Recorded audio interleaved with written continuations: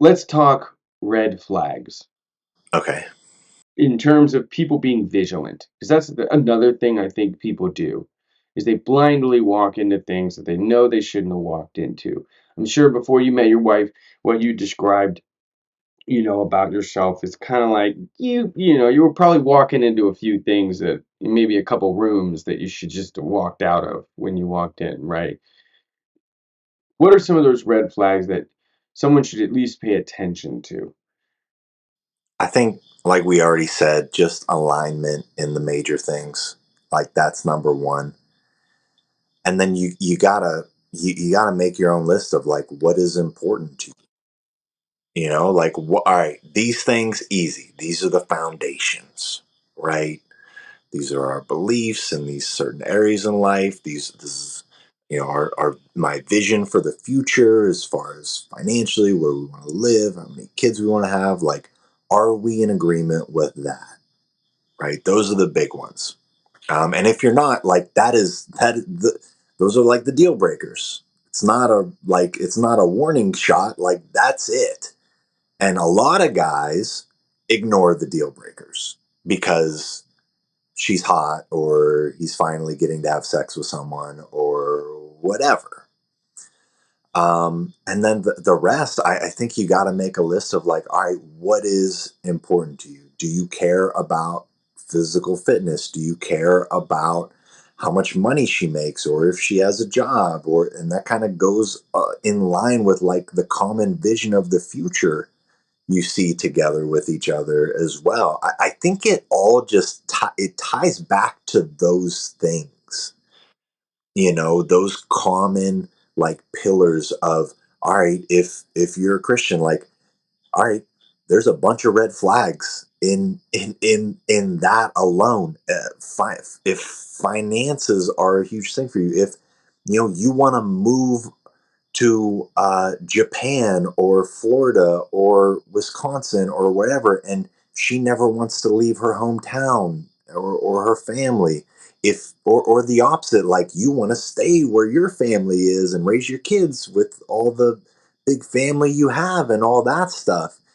I think once you have those pillars set, as far as your religious beliefs, your political beliefs, your vision for the future, then you can identify like all of the red flags that don't align with that stuff. And some of them are just little things where it's like, oh well, she wants two kids, not three kids.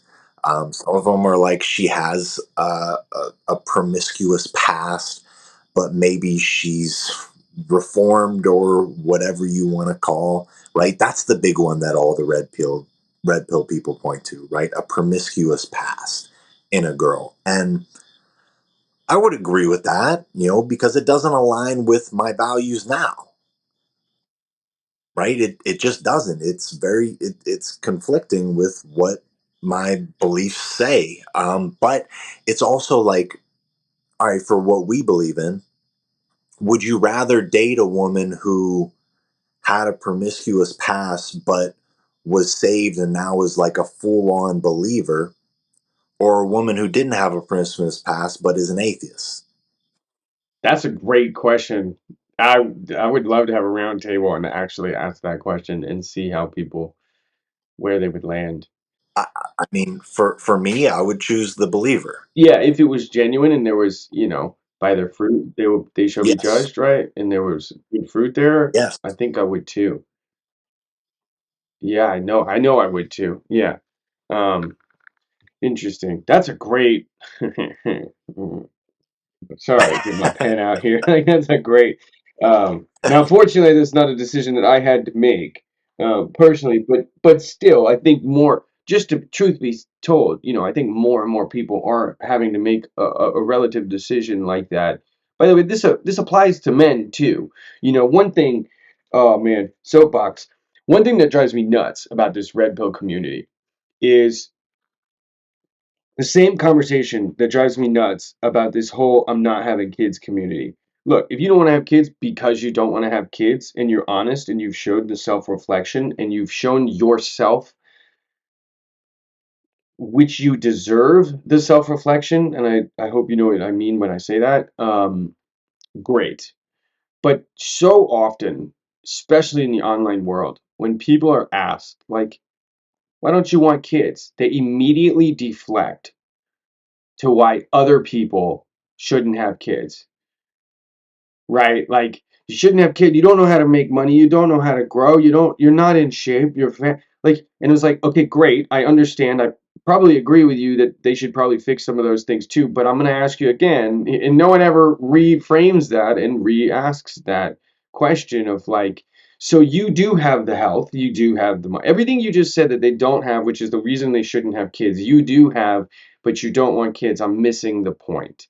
If you just don't want to have kids, great, let's move on and we can, if that makes any sense. But it's the same thing where the red pill community can often talk about this without showing any self-discipline whatsoever, and that's also not good. And in terms of a red flag for women, I'm it's I would okay, to say it's not different is lying to ourselves and everyone else. It is different. Nevertheless, lack of discipline in any areas of anyone's life should be a red flag to a degree, right? Nobody's perfect, but you have an unhinged, uncontrolled, right, lack of discipline in an area of life. And I think, particularly in this area, as it is what is most prone, and newsflash, women and men, it doesn't go away ever. Just because you got married, it doesn't go away. It takes boundaries. It takes bright red lines. It takes wisdom. Exactly what JR mentioned earlier, right? Like there is no, you know what I mean? Like there's no reason to go, I know where this leads. I know what's happening here, right? I think I heard you even say this at one point, where it's like imagine getting on a keto diet and then sitting down with your trainer, but you always bring Chips Ahoy with you. You always bring Oreos. You always bring your guys like, hey man, I get that you're not cheating on your diet, but this is weird. Like this is kind of weird. It sounds like an unhealthy relationship you got going on here with the Chips Ahoy. You know, even if you're not eating them, is everything okay? Like what's going on, right? And I think that was a great metaphor. Um, but it just drives me nuts in this community because it's a total lack of discipline, utilizing the reality that it is different. And even if it's different, I can't have to end it with it just doesn't matter. Show the discipline in all of those areas of your life, right? And try to show the self-reflection that you deserve for yourself, and then base your decision based on that, as well as your partner should do the same. What's going on, guys? If you like that clip right there, you will love the full interview. You can check that out right there. I'll see you on the next video. Oh, and subscribe because we got a lot of big things coming up in the near future.